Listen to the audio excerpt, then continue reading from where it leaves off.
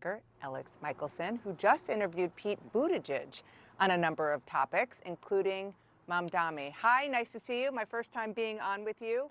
First, what did he tell you? Great to be on with you, Dana. Pete Buttigieg has endorsed and publicly campaigned with the Democratic candidate for Virginia governor, Democratic candidate for New Jersey governor, but not the Democratic candidate for New York City mayor. Although he came pretty close to an endorsement in this CNN exclusive.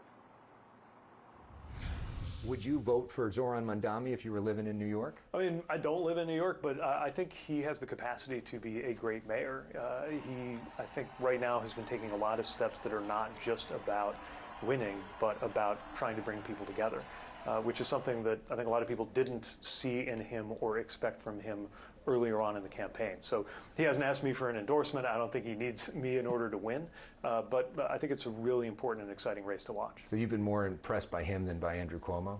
I mean, Andrew Cuomo has disqualified himself in so many ways, including morally. And that's just one of many reasons why I think so many New Yorkers are going to vote for Mamdani. There's a big fight in terms of how to fight. What should the Democratic Party do? Governor Newsom here in California has clearly taken a communication strategy of, I'm going to do AI-generated videos. I'm going to give insults back to him. I'm going to sort of be more Trumpy than Trump to try to mock him. You haven't done that. What do you make of his approach, and why do you not choose that yourself? I think everybody should take an approach that works for them, and those are different than my style. But I'm doing everything I can to draw attention to the things that are affecting people's lives. I'm trying to pull us away from the drama, away from the personalities, away from the memes, and just down to what's actually happening in people's lives. Is there an argument that that's from a different era, though, that some of that works? That Governor Newsom's poll numbers are up, his fundraising is up. If they go low, we go high, is an old school way of thinking. What do you say to that? I believe in punching back hard. I just think that the terms that it should be done on, well, the terms that I feel comfortable doing it on are talking about everyday life. But honestly, I'm glad that Governor Newsom is doing what he's doing. I think that's part of the picture of how all of us in different ways create a kind of surround sound that offers a different picture, a different message, and a different story. I just think in the end, it can't all be about Trump. Even if you're fighting him with everything you've got, that's just not enough. Because there are a lot of Americans who have seen all the things he's done, and they've seen all the things he's done wrong. And for whatever set of reasons, to them, that's not disqualifying. That means I don't think they could see anything else that would be disqualifying. A lot of them don't actually like him. They voted for him because they're willing to do anything that might make their everyday life a little better. We've got to show that we are the ones who are going to make everyday life better, starting with reversing Trump's increase to your healthcare premium. And you've talked, I think, really interestingly about what the future of the country looks like post-Trump, and that it can't be going back to what it was, because what it was is no longer going to exist. Yeah. What does your vision of what is next looks like?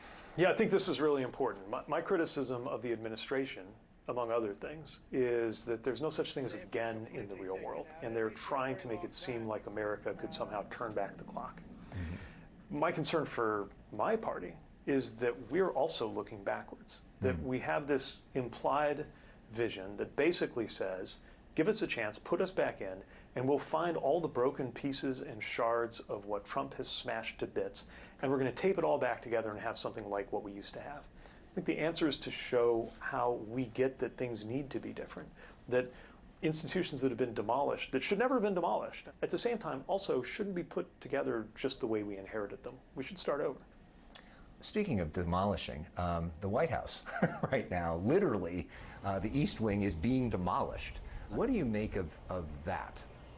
Well, my focus right now isn't about historic preservation. It's about what's going on in people's lives. And what's most wrong about what President Trump is doing to the White House grounds is it shows that his focus is on building a bigger venue for fancy dinners, when because of his actual policies, Americans are opening those letters and finding out this week that they're not going to be able to afford their health care next year. How in the world could you be focused on building a new ballroom, literally a gilded ballroom for fancy parties for your rich friends at the exact moment when working Americans, actually disproportionately working Americans who voted for you, are getting screwed by your health care policy, and you don't seem to be interested in helping them. I mean, he would say it's for the American people, and it's the people's house, and it's good to be able to have this sort of space. And most of the people who are getting these letters about their health care premiums are never going to be invited to dinner at the White House. He's not there for them. And Alex, I am sure you asked him about potentially running for president again, right? Yeah, I said to him, look, you're at least thinking about it, right? And he said, yeah, I am. There's still a long ways to go in terms of making a decision. Obviously, he decided not to run for Senate in Michigan. And so he said now a big part of his decision process is going to be his kids. But we'll have a lot more from Pete Buttigieg. You can see that and more from him as we launch our new show, The Story Is, next week, 9 p.m. Pacific, every night here on CNN. And our biggest guest of all next week, Dana Bash. Okay, I think it's probably Gavin Newsom, not me, but thank you so much for being here. And we look forward to your new show starting on Monday. You see right there all of the details.